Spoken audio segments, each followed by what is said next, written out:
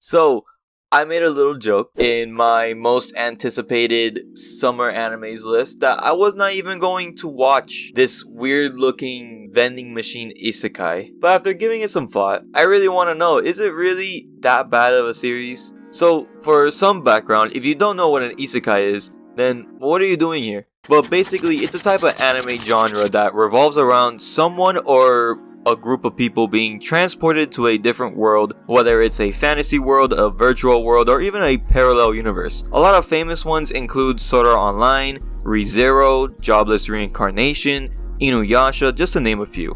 Now, I'm not that big of a fan of isekais, however, I think the ones that I have seen are pretty good in their own way. Some care more about their world building, some care more about their character development, and some of them just care about just being really funny. It's a genre that can really fit nicely with other genres from anime. However, isekais have been known to rub people the wrong way with some pretty annoying tropes and just being unoriginal compared to other isekais. Now, that doesn't make every isekai bad, but as you watch more and more, you start to notice the repetitiveness of most of these series. You either have the main protagonist dying from a truck, which for some reason happens a lot, the main protagonist automatically being overpowered as soon as he gets to the new world, the world being a medieval type setting, a video game type setting, or there's just a harem happening. There's a ton of tropes in isekais. But again, this doesn't make every isekai that uses these tropes bad per se. But if they're not being used in a interesting way, then it just gets really boring after a while. So what about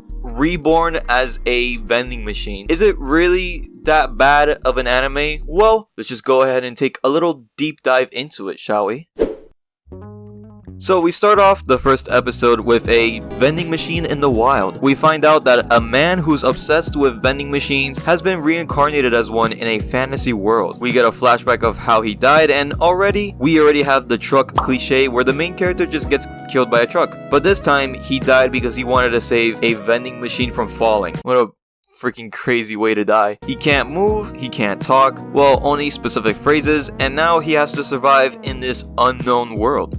The way he lives is off points that he gets whenever someone would buy a product off of him. And here is where we get another cliche kinda. With points, he has a video game stat system and basically a skill tree where he can just unlock certain power-ups and products. You can say this is a video game setting trope, but nothing else in this world seems to have video game stuff like health bars or levels, so you guys can decide if that's a trope or not in the comments. But anyways, we encounter our first monsters, these humanoid frog creatures, and they attack our vending machine MC. He has the power to set up barriers and even heal himself back to full health. Already we can call out the biggest complaint of isekais, and that is that the main character is automatically overpowered. Already he has 2 overpowered skills already unlocked because he started off with not only 1,000 points, which is considerably a lot, and the barrier technique that he has is considered a blessing from a god, so he doesn't have to unlock it to already use it. A lot of isekais have this trope to the point where it's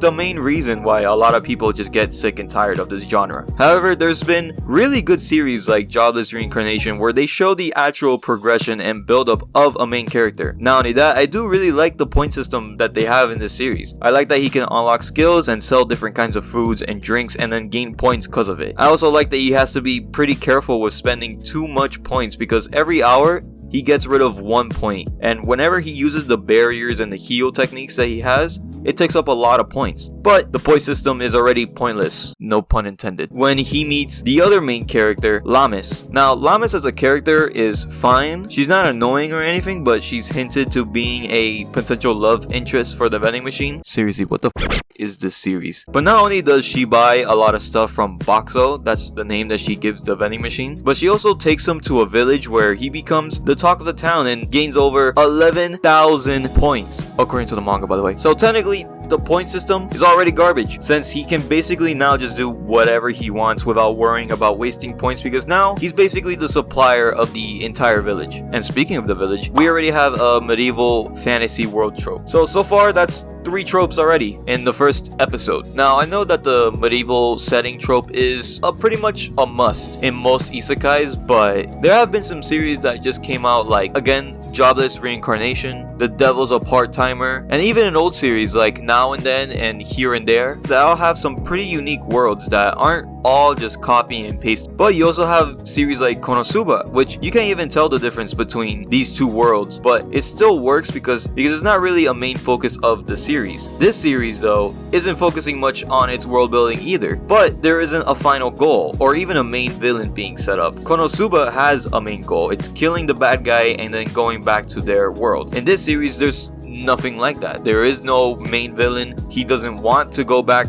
so we don't really know what he really wants to do. The only real setting is just this one village, and not even when they attacked like the king frog is there a real specific location. It's just the woods. Even in the manga there's not much happening, and the anime is literally about to catch up to the manga in like 2 episodes. I know that there is a light novel, but I heard it got cancelled right after the 3rd volume, leaving it with a possibility of it coming back depending on how good this anime does. But I haven't been able to read it, so I don't know really how good it is. I just know that the characters and the village are all just okay. The characters that we meet in episode 2 are also okay. We just need to see more of them in the future to really say anything else, because in the manga there is a little hint of a harem going on, so I'ma just put that in as 4 tropes in this series. While it's not super all out there like most series and just hinted at, I'ma still put it in there just for the fact that they're hinting at a romance with a freaking vending machine. Overall though, I think the series at the end of the day is just